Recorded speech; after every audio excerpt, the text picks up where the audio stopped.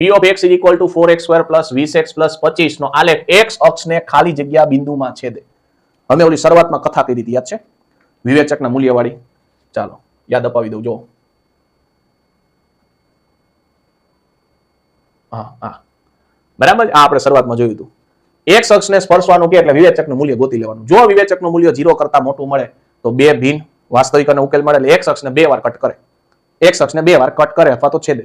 d નું મૂલ્ય 0 મળે એટલે x અક્ષને એક જ વાર છેદે અને d નું મૂલ્ય નેગેટિવ મળે તો x અક્ષને કોઈ દી છેદશે નહીં. તો જો હાલો અહીંયા તો અહીંયા આપ્યું છે જો 4x square plus 20x plus 25 a બરાબર 4 થઈ ગયા, b બરાબર 20 થઈ ગયા, c બરાબર થઈ ગયા 25.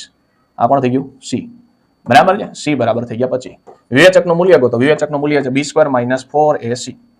b એટલે કોણ છે? 20 છે, 20 નો વર્ગ માઇનસ 4. a એટલે કેટલા છે? 4 અને c એટલે કેટલા છે? 25.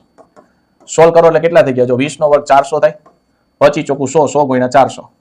400 માઇનસ 400 એટલે 0 મળ્યું ને 0. વિવેચકનું મૂલ્ય 0 મળે એટલે x અક્ષને એક બિંદુએ છેદે. એક બિંદુ એટલે ઓપ્શન નંબર બી.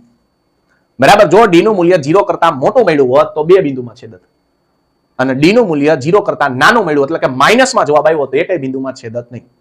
3 તો કોઈ દી આવે જ નહીં. બરાબર છે. દ્વિઘાત બહુપદીની અંદર 3 તો આવે જ નહીં, 2 જ આવે. હાલો.